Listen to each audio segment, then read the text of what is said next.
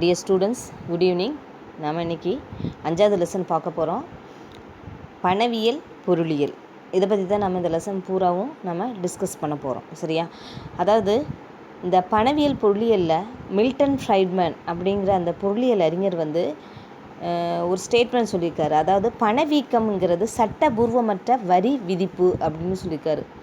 பணவீக்கம்ங்கிறது எப்படிப்பட்ட ஒரு வரி விதிப்பாக இருக்குதுன்னு சொல்கிறாரு. சட்டபூர்வம் அற்றது, சட்டம் மூலமாக வரக்கூடிய வரி விதிப்பு இல்லை அப்படின்னு. சரியா? அப்போ பணவீக்கம்னா நான் என்ன சொல்லி கொடுத்துருக்கேன், ஞாபகம் இருக்குதான்னு தெரியல. அதாவது பணவீக்கம்னா என்ன? ஒரு நாட்டில் பொருட்களுடைய விலை தொடர்ச்சியாக அதிகரித்து கொண்டே இருந்தால் அதற்கு பேர் என்ன பேர்? பணவீக்கம். சரியா? அதை தான் இவர் என்ன சொல்கிறாரு, மில்டன் ஃப்ரைட்மேன், பணவீக்கம் சட்டபூர்வமற்ற வரி விதிப்பு அப்படிங்கிற ஒரு ஸ்டேட்மெண்ட் சொல்கிறாரு. சரியா? சரி, இந்த பணவியல் பொருளியலை படிக்கிறதுனால, இதை புரிஞ்சுக்கிறதுனால அதோட நோக்கங்கள் என்ன அப்படிங்கிறத பார்ப்போம். பணத்தின் பரிணாம வளர்ச்சி, அப்புறம் வகைகள் என்னென்ன இருக்குது, அதோட பணிகள் என்ன, பணவீக்கத்தின் வகைகள் என்ன, இதற்கான காரணங்கள், அப்புறம் விளைவுகள், இதை கட்டுப்படுத்தக்கூடிய வழிமுறைகள் என்ன அப்படிங்கிறத பற்றி நாம் புரிஞ்சுக்க முடியும். சரியா? ரெண்டாவதாக என்ன நம்ம தெரிஞ்சுக்கலாம் அப்படின்னா, வணிக சுழற்சியினுடைய பல்வேறு கட்டங்களை பற்றி தெரிஞ்சுக்கலாம். இப்போ வணிக சுழற்சி, வாணிப சுழற்சி எல்லாமே ஒன்று தான், பிஸ்னஸ் சைக்கிள்னு சொல்லுவோம். சரியா? இதை பற்றி நாம் இந்த லெசனில் நல்லா தெரிஞ்சுக்க முடியும், இதை நாம் படிக்கிறதால. சரியா? இப்போ அறிமுக பகுதி பார்ப்போமா. பொருளியலின் ஒரு பகுதியாக பணவியல் பொருளியல் பாடம் அமைந்துள்ளது அப்படின்னு சொல்லலாம். சரியா? பணவியல் பொருளியல்ங்கிறது பொருளியலுடைய ஒரு பகுதி, அதில் நம்ம பாடம் அமைஞ்சிருக்குது அப்படின்னு சொல்லலாம். சரியா? இதில் பணம், அவற்றின் பணிகளான பரிவர்த்தனைன்னு என்னது? எக்ஸ்சேஞ்சு. சரியா? நம்ம பரிவர்த்தனை பண்ணுவோம் இல்லையா, ஒரு பொருளை வாங்குறதுக்காக நம்ம பணத்தை கொடுப்போம் இல்லையா, அதான் பரிவர்த்தனைன்னு சொல்லுவோம். சரியா? மதிப்புகளின் இருப்பு வைத்தல், அப்புறம் மதிப்பீட்டு அலகு, இதெல்லாம் பற்றி பகுப்பாய்வு செய்வதற்காக இந்த கட்டமைப்பை ஏற்படுத்தி தருகிறது அப்படின்னு சொல்ல முடியும் நம்மளால். அதாவது பணங்கிறது என்ன செய்யுது, இதோட பணிகளான என்னென்ன பணிகளாக செய்து பரிவர்த்தனை பண்ணுது, மதிப்புகளின் இருப்பு வைத்தலாக இருக்குது, மதிப்பீட்டு அழகாக இருக்குது. அது மட்டும் இல்லை, இதையெல்லாம் பற்றி பகுப்பாய்வு செய்வதற்கான ஒரு கட்டமைப்பை ஏற்படுத்தி தருகிறது. மேலும் இது என்ன பண்ணுது, பணம் மற்றும் பணத்தை நிர்வகிக்கும் நிறுவனங்களை உள்ளடக்கிய பண அமைப்பு முறையின் செயல் விளைவுகளையும் இது ஆராய்கிறது. சரி, இப்போ பணம்னா என்ன, பணத்தினுடைய பொருள், நம்ம இதுவரைக்கும் இதையெல்லாம் நம்ம தெரிஞ்சிக்கவே மாட்டோம் தானே. பணம்னா என்ன, நம்ம சாதாரணமாக நம்ம பணத்தை என்ன நினச்சிருப்போம், பணத்தை வச்சுருந்தா, பணம் அதிகமாக வச்சுருந்தா அவங்கள பணக்காரங்கன்னு சொல்லுவோம், அப்படி தானே. பணத்தை வச்சுருந்தா பணத்தை மூலமாக நிறைய பொருட்களை வாங்க முடியும் அப்படின்னு சொல்லலாம். ஆனால் அதோடைய பொருள் என்ன அப்படிங்கிறத இதுவரைக்கும் நம்ம தெரிஞ்சுக்க மாட்டோம். இப்போ பணத்தினுடைய பொருள் என்ன அப்படிங்கிறத பற்றி தெரிஞ்சுக்குவோம். சரியா? பணம், இதோடைய பொருள் என்னம்மா? பொருட்கள் மற்றும் பணிகளை வாங்குவதற்கும் கடன்களை திருப்பி செலுத்துவதற்கும் பொதுவாக ஏற்றுக்கொள்ளப்படும் ஒரு இடையீட்டு கருவியே பணம். அப்படி தானே? ஒரு பொருளை வாங்குறதா இருந்தாலும் சரி, நம்ம பணத்தை கொடுத்து தான் வாங்குவோம். நம்ம வாங்கின கடனை திருப்பி செலுத்துறதுக்கு கூட நம்ம எதை தான் கொடுப்போம், பணத்தை தான் கொடுப்போம். அப்போ ஆக இது ஒரு இடையீட்டு கருவியாக இருக்குது. ஆக இதை நம்ம என்ன சொல்லலாம், பொருட்கள் மற்றும் பணிகளை வாங்குவதற்கும் கடன்களை திருப்பி செலுத்துவதற்கும் பொதுவாக ஏற்றுக்கொள்ளப்படும் ஒரு இடையீட்டு கருவியே பணம் ஆகும். பொது இடையீட்டு கருவி அப்படிங்கிறது மேற்கண்ட பரிணாமங்களில் அனைவராலும் தயக்கமின்றி பொதுவாக ஏற்றுக்கொள்ளப்படும் ஒன்று ஆகும். அதாவது பொதுவாக இடையீட்டு கருவி அப்படிங்கிறது மேற்கண்ட பரிமாணம் அப்படின்னா என்னென்ன பரிமாணம், பொருட்களை வாங்குறதுக்கும் கடனை திருப்பி செலுத்துறதுக்கும். சரியா? இதே மாதிரிப்பட்ட பரிமாணங்களில் எல்லாராலையும் தயக்கமே இல்லாமல் பொதுவாக ஏற்றுக்கொள்ளக்கூடிய ஒரு பொருள்னால் அது பணம் தான். அப்படி தானே? இப்போ உலக நாடுகளில் அண்மை காலமாக கடனின் முக்கியத்துவம் அதிகரித்து வருகிறது. இதனால் கடனுடைய முக்கியத்துவம் அதிகரித்து வருவதனால இந்த காசோலைகள், அப்புறம் மாற்றுச்சீட்டுகள் போன்ற கடன் கருவிகள்லாம் அதற்காக பெரும்பளவில் பயன்படுத்தப்பட்டு வருகிறது. மாற்றுச்சீட்டுன்னா என்ன சொல்லுவோம், காசோலை இருக்கும், மாற்றுச்சீட்டுனா என்னது, காசோலை மாதிரியே தான், அதுவும் மாற்றுச்சீட்டுன்னு சொல்லுவோம். சரியா? இதே மாதிரி கடன் கருவிகள்னு சொல்லலாம் மாற்றுச்சீட்டுன்னு சொல்லிட்டு. அதாவது காசோலைனா செக்கு, சரியாம்மா? அந்த மாட்டுச்சீட்டுகள்னு மாதிரி காசோலைகள் இது எல்லாமே வந்து கடன் கருவிகளாக பயன்படுத்தப்பட்டு வரக்கூடிய ஒரு விஷயம். இருந்தாலுமே வந்து பணம் தான் அனைத்து கடன்களுக்கான அடிப்படை அப்படின்னுங்கிறத நாம் எப்போவுமே நினைவில் வச்சுக்கணும், சரியா? இது வந்து பணத்தை பற்றி நம்ம தெரிஞ்சுக்கிட்ட ஒரு விஷயம். பணத்தை பற்றி, பணம்னா என்ன? பணங்கிறது ஒரு இடையீட்டு கருவி. அது வந்து எதுக்கு யூஸ் ஆகுது, எதுக்கு உபயோகமாகுது? ஒரு பொருளை வாங்குறதுக்கும் கடனை திருப்பி செலுத்துறதுக்கும் யூஸ் ஆகுது. உலக நாடுகள் எல்லாத்துக்குமே இப்போ கடனுடைய தேவை வந்து முக்கியத்துவம் அதிகரித்து வர்றதுனால காசோலைகள், இந்த மாட்டுச்சீட்டுகள் இதெல்லாம் வந்து கடன் கருவியாக இதுக்காக பெரும் அளவில் பெரிய ஒரு அளவில் பயன்படுத்தப்பட்டு வருகிறது. ஆனாலுமே பணம் தான் எல்லா வகையான கடன்களுக்கும் அடிப்படை அப்படிங்கிறத நாம் எப்போவுமே நினைவில் வச்சுக்கணும், சரியா? சரி, இப்போ அடுத்தது நாம் இலக்கணம் பற்றி பார்ப்போம். பணத்தின் இலக்கணங்கள். பணத்தை பற்றி யாரெல்லாம் என்னெல்லாம் சொல்லியிருக்காங்க, அதாவது வாக்கர் அப்படிங்கிற அந்த பொருளியல் அறிஞர் என்ன சொல்கிறாரு? பணம் எதை செய்கிறதோ அதுதான் பணம் அப்படின்னு சொல்கிறாரு. பணம் என்ன செய்கிறதோ அதுதான் பணம் அப்படிங்கிற ஒரு ஷார்ட்டாக ஒன்று சொல்லிட்டாரு, சரியா? அதாவது பணத்திற்கு பல பொருளியல் அறிஞர்கள் இலக்கணம் கொடுத்துருக்காங்க. அதில் வந்து வாக்கர் மற்றும் கிரௌதர் இந்த 2 அறிஞர்களுடைய இலக்கணம் தான் இங்கே நம்ம பார்க்குறோம். ஃபஸ்ட்டு வாக்கர் என்ன சொல்லியிருக்காரு? பணம் எது செய்கிறதோ அதுதான் பணம். பணம் எதெல்லாம் செய்யும்? ஒரு பொருளை வாங்குறதுக்கு உதவும், கடனை திருப்பி செலுத்துறதுக்கு உதவுது. அப்புறமா பொருள்னு சொல்லும்போது எல்லாமே அடங்கிடுது அதில், அப்படி தானே? கடனை திருப்பி செலுத்துறதா இருந்தாலும் பணம் தான். ஒரு பொருளை வாங்குறதுக்கு யூஸ் ஆகுறது பணம் தான், சரியா? ஆக இப்போ பணம் எதை செய்கிறதோ அதுதான் பணங்கிறது வாக்கருடைய இலக்கணம். அடுத்தது கிரௌதர் என்ன சொல்லியிருக்காரு?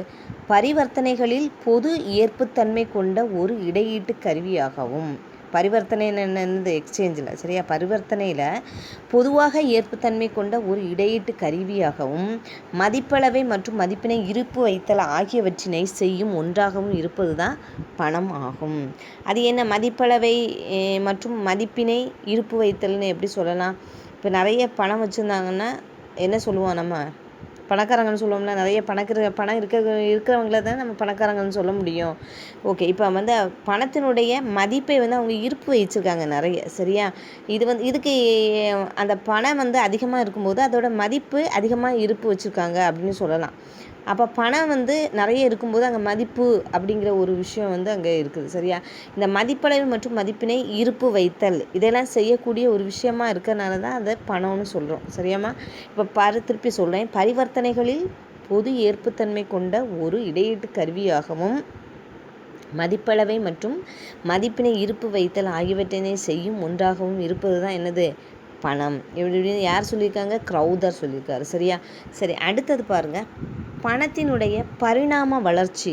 பணம் வந்து எப்படிலாம் வளர்ச்சி அடைஞ்சுது, ஆரம்ப காலத்தில் பணம் எப்படி இருந்துச்சு அப்படிங்கிறத பற்றி பார்ப்போம். பண்டமாற்று முறை அப்படின்னு ஒரு முறை இருந்துச்சு, பார்ட்டர் சிஸ்டம், சரியா? இந்த பார்ட்டர் சிஸ்டம்னா என்னது? ஒரு பொருளை கொடுத்து இன்னொரு பொருளை வாங்குறது. அப்போ வந்து பணம் அப்படிங்கிற ஒரு விஷயம் வந்து மனிதர்களிடையே அறிமுகமாகலை, சரியா? இப்போ பாருமா, பணத்தினை ஒரு பரிமாற்ற கருவியாக அறிமுகப்படுத்தியது மனித குலத்தின் கண்டுபிடிப்புகளில் உயரிய ஒன்றாகும். அதாவது பணத்தை வந்து ஒரு பரிமாற்ற கருவியாட்ட அறிமுகப்படுத்துறது நம்ம மனித குலம்தான்.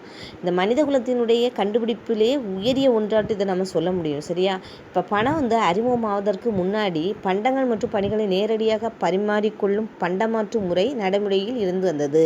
அதாவது ஒரு பொருளை வாங்குறதுக்கு இன்னொரு பொருளை கொடுத்துட்டு இன்னொரு பொருளை வாங்குவாங்க. அவங்களுக்கு தேவையான பொருளை வாங்கணும்னா அவங்க அதுக்கு பதிலாக வேறொரு பொருளை அவங்களுக்கு கொடுத்துட்டு வாங்கினாங்க, சரியா? இப்போ பிறரிடம் உள்ள தங்களுக்கு தேவையான பொருட்களை அல்லது பணிகளை பெரும் பொருட்டு தங்களிடம் உள்ள பொருட்களை அல்லது பணிகளை மாற்றாக வழங்குவது பண்டமாற்று முறையாகும். ஆனால் காலப்போக்கில் என்னாச்சுது? இந்த பண்டமாற்று முறையில் பொருட்களை வாங்குபவர்களும் விற்பவர்களும் நிறைய சிக்கல்களை சந்தித்து வந்தாங்க. இதனால் என்ன பண்ணாங்க? இந்த பண்டமாற்று முறை வந்து தோல்வி அடைஞ்சது. தோல்விக்கு பின்னாடி என்ன ஆச்சுது? தேவை போக உபரியாக இருக்கக்கூடிய பொருட்களை வந்து பரிமாறிக்கொள்ள பணம் என்ற இடையீட்டு கருவி தேவைப்பட்டது. இப்போ ஒரு வியாபாரி அல்லது ஒரு விவசாயி வந்து அவனுக்கு ஒரு வயல்வெளியில் வந்து அவனுக்கு தேவையான நெல்லை வந்து பயிரிடுறாரு, சரியா? அப்போ அந்த நெல் எல்லாமே அவருக்கு தேவையானதாட்டு இருக்காது. கட்டாயமாக அவருக்கு தேவைக்கு போக உபரியாக இருக்க தான் செய்யும், அந்த நெல் இருக்க தான் செய்யும். அந்த நெல்லை வந்து அவர் பரிமாறிக்கிறதுக்காக வேறு இடத்துக்கு விற்றா அதாவது பரிமாறிக்கிட்டால் அதுக்கு பதிலாக அவருக்கு வேறு பொருள் கிடைக்கும். ஆனால் அதில் நிறைய சிக்கல்கள் இருந்ததுனால என்ன செஞ்சாங்க, அந்த பரிமாறிக்குள்ள பணம் அப்படிங்கிற ஒரு இடையீட்டு கருவி அப்படிங்கிற ஒரு இது வந்து தேவைப்பட்டுச்சு அவங்களுக்கு. அந்த ஒரு சூழ்நிலையில் பொது ஈட்டு கருவிகளான விலங்கினுடைய தோல் என்ன கொடுத்தாங்க, விலங்குடைய தோல், ரோமம், உப்பு, அரிசி, கோதுமை, பாத்திரங்கள், அப்புறம் ஆயுதங்கள், இதே மாதிரியான பொருட்களை வந்து பணமாக பயன்படுத்தப்பட்டு வந்தன. சரி, அதாவது தேவைக்கு போக உபரியாக இருக்கக்கூடிய பொருட்களை வந்து பரிமாறிக்கொள்ள பணம் அப்படிங்கிற ஒரு இடையீட்டு கருவி தேவைப்பட்டது. இந்த நிலையில தான் பொது இடையீட்டு கருவிகளாகன என்னது, விலங்கின் தோல், அப்புறம் ரோமம், உப்பு, அரிசி, கோதுமை, அப்புறம் பாத்திரங்கள், ஆயுதங்கள் போன்ற பொருட்கள் வந்து பணமாக பயன்படுத்தப்பட்டு வந்தன. இவ்வாறு இந்த பொருட்களை பொருளுக்காக மாற்றிக்கொள்ளும் முறை தான் என்னது, பண்டமாற்று முறை என அழைக்கப்பட்டது. ஆனால் இந்த முறை வந்து தோல்வி தான் அடைஞ்சிது. ஏன்னா நிறைய சிக்கல்கள் இதில் இருந்தது. அதனால தான் பணம் அப்படிங்கிற ஒன்று வந்து அங்கே உருவாச்சுது. சரியா, அடுத்தது பாருங்கம்மா, இந்த பண்டமாற்று முறைனா என்னன்னு சொல்லிட்டு ஒரு பாக்ஸுக்குள்ளே போட்டிருக்காங்க பாருங்கம்மா, முக்கியமான ஒரு இன்ஃபர்மேஷன். அதாவது பண்டமாற்று முறையின் வரலாறு.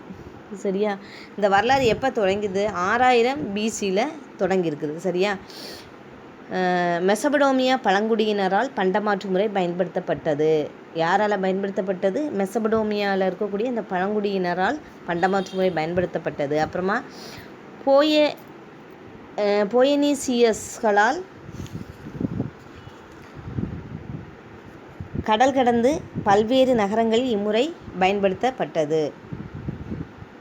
அதுக்கப்புறமா இந்த பாபிலோனியர்கள் இருக்காங்களே, இவங்களும் வந்து பொருளுக்காக பண்டங்களை மாற்றும் இந்த பண்டமாற்று முறையை பயன்படுத்தினார். ஆக 3 வகையான மக்களால் இந்த பண்டமாற்று முறை பயன்படுத்தப்பட்டது. யாராலாம், மெசபடோமியா பழங்குடியினர், அப்புறம் போயனீசியஸ்களால், அப்புறம் பாபிலோனியர்கள். இவங்க எல்லாருமே இந்த பண்டமாற்று முறையை வந்து பயன்படுத்துனாங்க. சரியா, எதுக்காக திருப்பி சொல்கிறேன்னா, இதில் வந்து ஒன்வேர்டு கொஸ்டின்லாம் வர்றதுக்கு சான்சஸ் இருக்குது. அதனால் கவனமாக படிச்சுக்கோங்க. சரி, அதுக்கப்புறம் பாருங்கம்மா, உலோக திட்டம், அதாவது மெட்டாலிக் ஸ்டாண்டர்ட் அப்படிங்கிற ஒரு விஷயம் வந்துச்சு பண்டமாற்று முறைக்கு அடுத்தது. சரியா, பண்டமாற்று முறை மற்றும் பண்ட பணமுறைக்கு பின் நவீன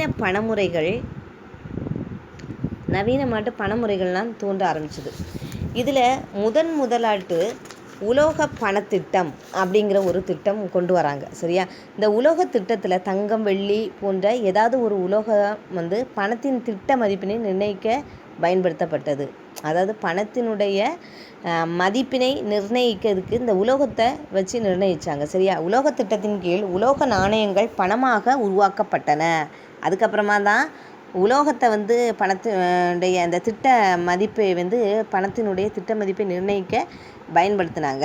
அதனால தான் இந்த உலோக திட்டத்தின் கீழே இந்த உலோக நாணயங்கள் அப்படிங்கிறது பணமாக உருவாக்கப்பட்டது. சரியா, இந்த நாணயங்கள் வந்து முழு மதிப்பு பணமாக அல்லது முழு நிறையுடைய சட்டமுறை பணமாக இருந்து வந்தது.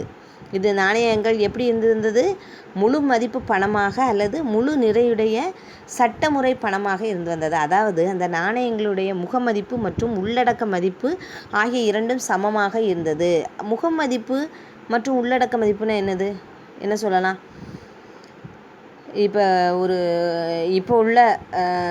இப்போ இருக்கிற மாதிரி நான் ஒரு எக்ஸாம்பிள் சொல்கிறேன். இப்போ 10 ரூபா காயின் இருக்குதுன்னு வைப்போமே.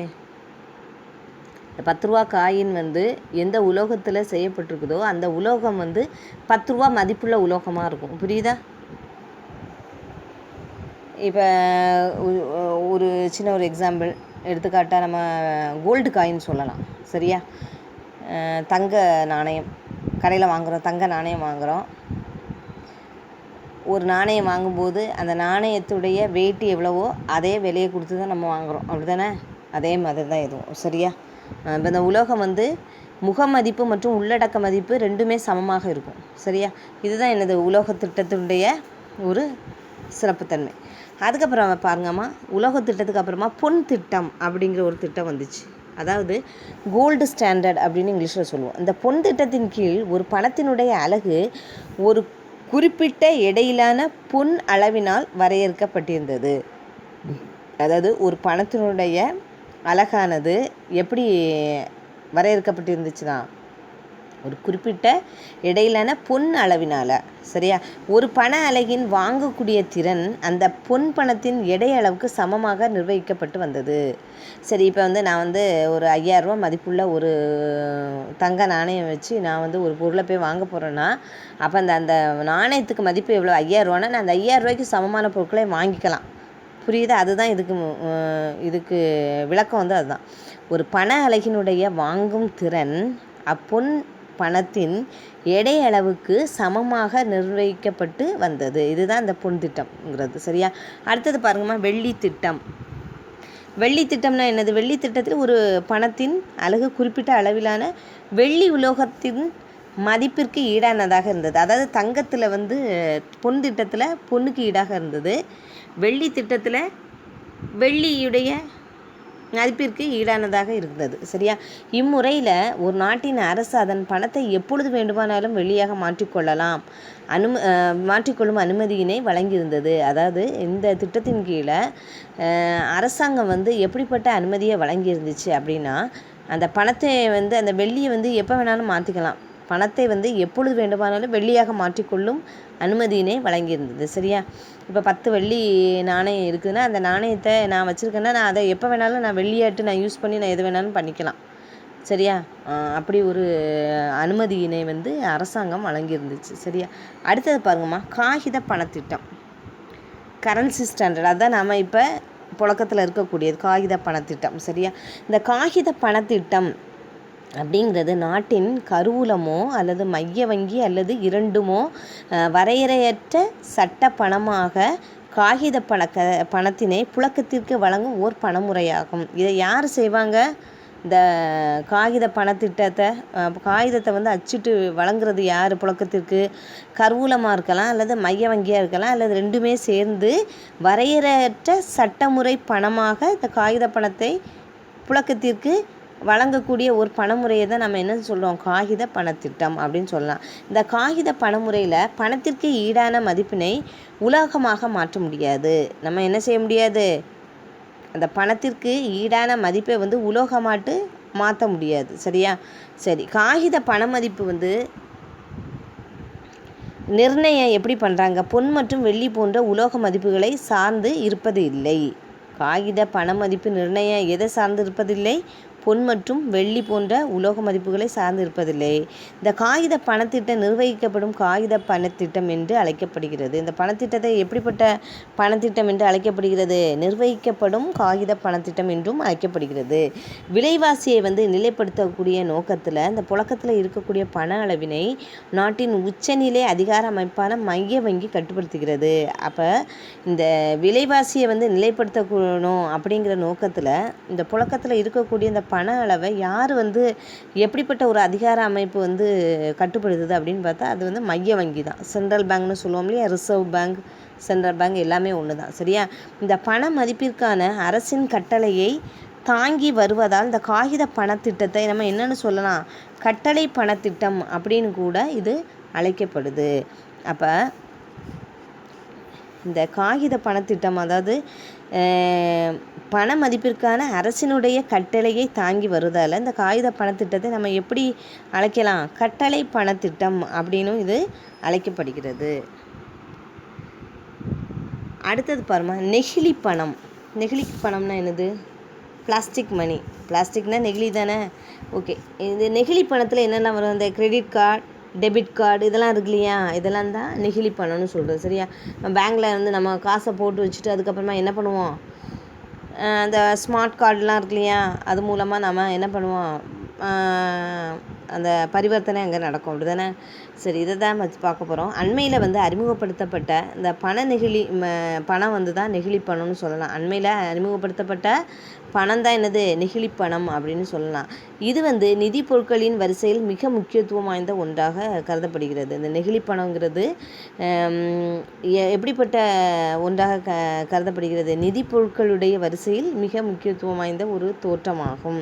நெகிழி பணம் நடைமுறையில் இருக்கக்கூடிய இந்த காகித பணத்திற்கு ஒரு மாற்றாகும். காகிதத்தை ரூபா வச்சுக்கிறது பதிலாக நாம் இந்த நெகிழி அட்டையை வச்சுக்கலாம். சரியா? சரி, தினந்தோறும் பயன்படுத்தப்படக்கூடிய வகையில் இந்த நெகிழி அட்டையால் உருவாக்கப்பட்டிருக்கிறதால இது நெகிழி பணம் என்று அழைக்கப்படுகிறது. இதை நம்ம தினந்தோறும் நம்ம கிரெடிட் கார்டு, டெபிட் கார்டெலாம் வச்சுருப்போம் இல்லையா? அதை வச்சு என்ன பண்ணுவோம், பணத்தை கையில் வச்சுக்க பதிலாட்டு நம்ம அதை கையில் வச்சுட்டு நம்ம என்ன பண்ணுறோம், பணத்தை, தேவையான பணத்தை எடுத்துக்கிறோம். அதனால தான் இது வந்து எப்படி நெகிழி அட்டையால் உருவாக்கப்பட்டிருக்கிறதுனால இது நெகிழி பணம் அப்படின்னு நம்ம சொல்லலாம்.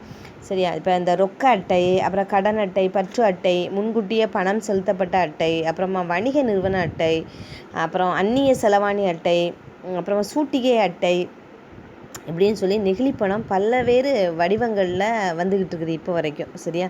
இந்த பரிவர்த்தனைக்காக இந்த ரொக்க பணம் கையில் கொண்டு வரதை தவிர்ப்பதற்கு தான் இந்த மாதிரியான பணத்தினுடைய நோக்கமே அதுதான். இந்த வகை இந்த பிளாஸ்டிக் மணியோடைய நோக்கம் என்ன, அதாவது இப்போ நெகிழி பணம் இருக்கு இல்லையா, இதோட நோக்கம் என்ன அப்படின்னு பார்த்தோன்னா, பரிவர்த்தனைக்காக இந்த ரொக்க பணத்தை கையில் கொண்டு வருவதை தவிர்ப்பது தான் இவ்வகை பணத்தினுடைய நோக்கமாக கருதப்படுகிறது. சரியா? சரி, அடுத்தது பார்க்க போனோன்னா, அடுத்தது என்ன பணம் அப்படின்னாமா மெய்நிகர் பணம், அதாவது கிரிப்டோ கரன்சின்னு சொல்லுவாங்க. இந்த கிரிப்டோ கரன்சியை பற்றி கூட நீங்கள் பிட்காயின் இதே மாதிரிப்பட்ட இதெல்லாம் கூட டிவியில் நியூஸில் வந்து கேட்டிருப்பீங்க. கிரிப்டோ கரன்சி, பிட்காயின் இதே மாதிரி இதெல்லாம், அதாவது இந்த மைய வங்கியை சாராமல் பணப்பெருக்கத்தை சீர் செய்தல் மற்றும் நிதி மாற்றத்தை சரிபார்த்தல் போன்ற சுதந்திரம் கொண்ட டிஜிட்டல் நாணயங்கள் தான் மெய்நிகர் பணமாகும். டிஜிட்டல் நாணயங்கள் இருக்கு இல்லையா, இதை தான் நம்ம என்னென்னு சொல்கிறோம், மெய்நிகர் பணம் அப்படின்னு சொல்கிறோம். சரியா? இதில் பிட்காயின் போன்ற பரவலாக்கப்பட்ட பணம் வந்து தனிநபர் சொத்துக்கள் கட்டுப்பாட்டுக்குள்ளும் கையகப்படுத்தலுக்குள்ளும் உட்படாமல் இருக்கிறதுக்காக ஒரு வழிமுறையாக பயன்படுத்தப்படுகிறது. இந்த பிட்காயின் அப்படிங்கிற மாதிரியான இந்த பரவலாக்கப்பட்ட பணம் வந்து என்ன செய்யுது, தனிநபருடைய சொத்துக்கள் வந்து கட்டுப்பாட்டுக்குள்ளும் அப்புறமா கையகப்படுத்துதலுக்குள்ளும் உட்படாமல் இருக்கிறதுக்காக ஒரு வழிமுறையாக இது பயன்படுத்தப்படுகிறது, இந்த பிட்காயின் சொல்கிறது. சரியா? இப்போ நாம் வந்து பணத்தினுடைய வகைகள் பற்றி பார்த்தோம், அப்படிதானே? இதில் பணத்தினுடைய வகைகளாகட்டு நம்ம என்னெல்லாம் பார்த்தோம், அதோட பணத்தினுடைய பரிணாம வளர்ச்சி அப்படின்னு பார்க்கும்போது முதல்ல வந்து பண்டமாற்று முறை, அப்புறம் என்னது உலோக திட்டம் பார்த்தோம், அதுக்கப்புறமா பொன் திட்டம், அப்புறம் வெள்ளி திட்டம், அதுக்கப்புறமா காகித பணத்திட்டம் பார்த்தோம், அப்புறம் நெகிழி பணம்னா என்னென்னு பார்த்தோம், அப்புறம் மெய்நிகர் பணம்னா என்னென்னு பார்த்தோம். சரியா? இதில் அடுத்தது வந்து நாம் பார்க்க போகிறது என்னென்னா, பணத்தினுடைய பணிகள் என்னென்ன, இந்த பணம் வந்து என்னென்ன செயல்களெல்லாம் ஈடுபடுது, இதோட முக்கியமான செயல்பாடுகள் என்ன அப்படிங்கிறத பற்றி நம்ம பார்க்க போகிறோம். அடுத்த வீடியோவில் ஸ்டூடெண்ட்ஸ் நம்ம இந்த விளக்கத்தை பார்ப்போம். Okay students, thank you.